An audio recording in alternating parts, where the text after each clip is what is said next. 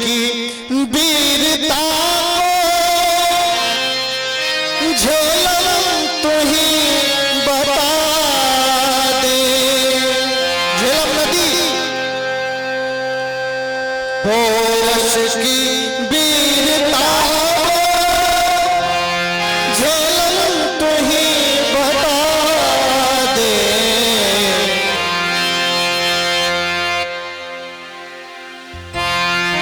यूनान का सिकंदर था तेरे तट पे हारा, इतिहास गा रहा है। इतिहास गा रहा है, लेकिन सुनोगे तब तो। बच्चों को कार्टून मत दिखाओ, इतिहास सुनाओ अपने सनातन की। अपने बच्चों को सनातन की इतिहास सुनाओ।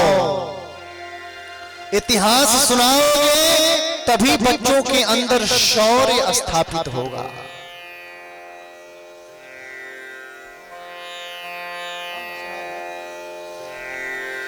देखो भजन तो सुना ही देंगे, लेकिन आज जो हम लोग आए हैं ना, जो क्षण निकाल करके हम लोग बैठे हैं, 22 जनवरी 2024 को ये ऐतिहासिक क्षण है, ऐतिहासिक दिन है।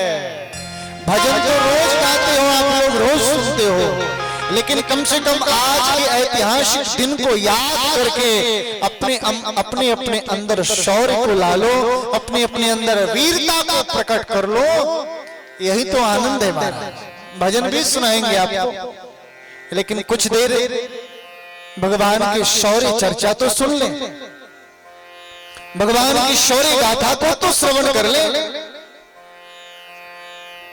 हमने आपको कहा भगवान ने सब कुछ छोड़ा, लेकिन अपने शौर्य को नहीं छोड़ा।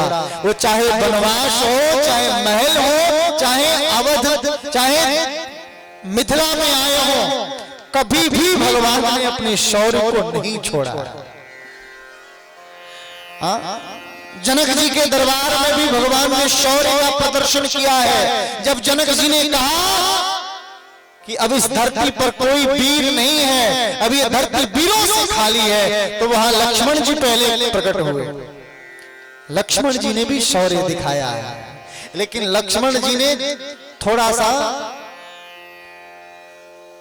स्थान विशेष का ध्यान नहीं दिया। क्रोध में लक्ष्मण जी ने बहुत कुछ बोला, बहुत कुछ सुनाया जनक जी को, लेकिन वहीं पर मेरे राम जी ने अपने शौर्य का इतना सुंदर प्रदर्शन किया है। सबको प्रणाम किया, धनुष को प्रणाम किया, गुरु जी को प्रणाम किया, शिव जी को प्रणाम किया। अब प्रणाम करके महाराज धनुष को परिक्रमा लगाया और सहज और सरल भाव से धनुष को उठा करके महाराज एक बार में ही जैसे भगवान ने उठाया, धनुष टूट गया। ये भगवान का सौंदर्य का सिद्धांत है। कभी कभी सौंदर्य में बोध, कभी कभी शौर्य में बोध भी होना चाहिए।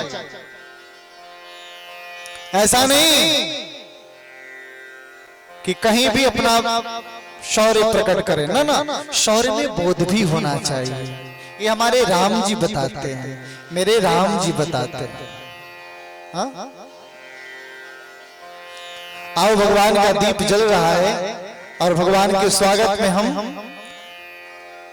एक छोटा सा भजन भी सुन लें, भजन भी गा लें, क्योंकि अब तो दीप जल करके महाराज प्रज्वलित होकर के तैयार है।